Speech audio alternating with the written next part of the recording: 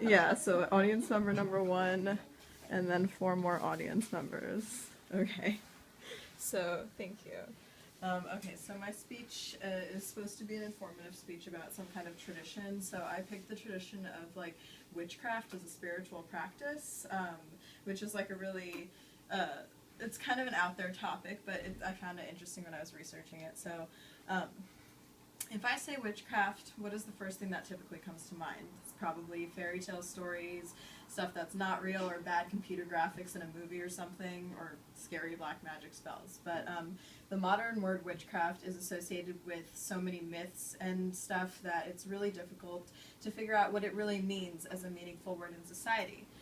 It's not true that witchcraft doesn't exist. It's also not true that people have powers of like telekinesis or like magical powers like on TV, but witchcraft exists as a spiritual and sometimes religious tradition that traces its roots back to ancient times, and like this was revived in the 1960s and 70s, and a lot of the practices are kind of like recreated and not necessarily from the original traditions that were ancient, but the beliefs kind of date back to ancient times. So according to the 2009 Facts on File article on neo-paganism, it's a new religious movement in which devotees appropriate one or more pre-Christian forms of nature religion, usually from Northern Europe, but also from other regions. So many witches are also neo-pagans, and it's because neo-pagans worship such a variety of gods and deities that there isn't just one tradition of witchcraft. So witchcraft could be considered one tradition, but there are many more specific traditions under the umbrella term, and there's no organized sect or religion, so it's not an organized religion.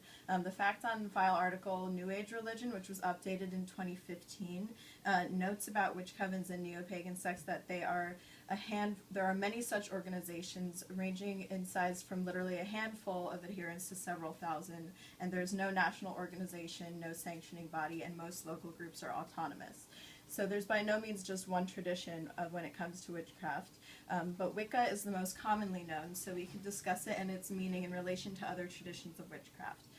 Wicca is a religion whereby people typically worship both a god and a goddess, but this is no correlation to any kinds of Christian saints, whether it be or the devil or God or anything from the Bible. Pretty much it's kind of its own thing, and most Wiccans don't really acknowledge the Bible, although some do, and there are actually sects of witchcraft that also incorporate Christianity. The author Paulo Coelho, who wrote The Alchemist, is a member of a sect of Catholicism that acknowledges and practices magic, as he admits in his June 26, 2009 post entitled Magic on his blog, paulocoelhoblog.com.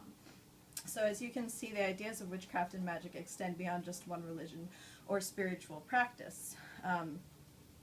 So the basic foundation of magic is something that you might call karma or the law of attraction, or maybe be careful what you wish for.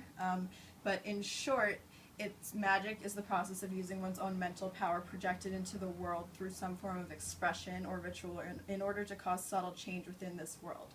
So if you want to solidify your devotion to someone you love and you feel like you've been neglecting them, you might sit and meditate on a candle and think about how you want to be more devoted to them. And just by doing that, you've solidified your own concrete views of your next steps in your relationship.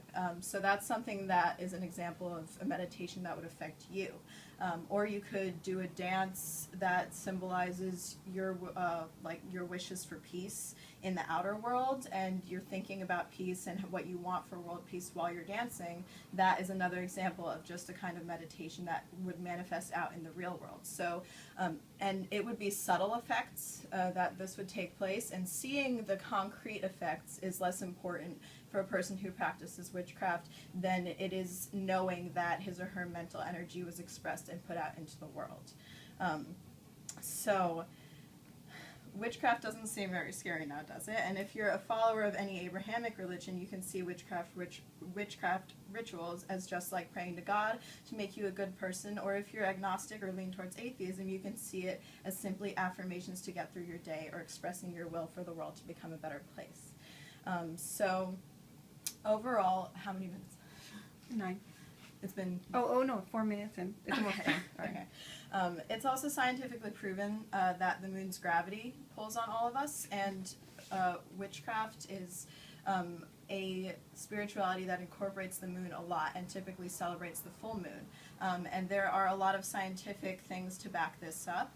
And it's been proven that people's behavior changes around different times of the moon phases, and if you were to record and look at your own behavior or the people around you, you'd see that it sometimes correlates to the different phases of the moon. So I have here this visual aid. You can see the different moon phases, and people's energy tends to peak as it gets towards the full moon, and then when the moon is waning is a time when people are typically more low-key, and this can be either in the form of laid back or like depressed, and the moon's energy really is what you make of it, so you can choose to use that kind of energy or lack thereof to your own advantage. So basically the things we've learned about witchcraft today is what it is. It's not magical powers or anything. The definition of magic is something that means expressing your thoughts into the world rather than doing like anything genuinely supernatural. We've learned about the different traditions and about some of their holiday celebrations which revolve around the moon. So hopefully you have a better understanding of witchcraft and its current place in society. Thank you.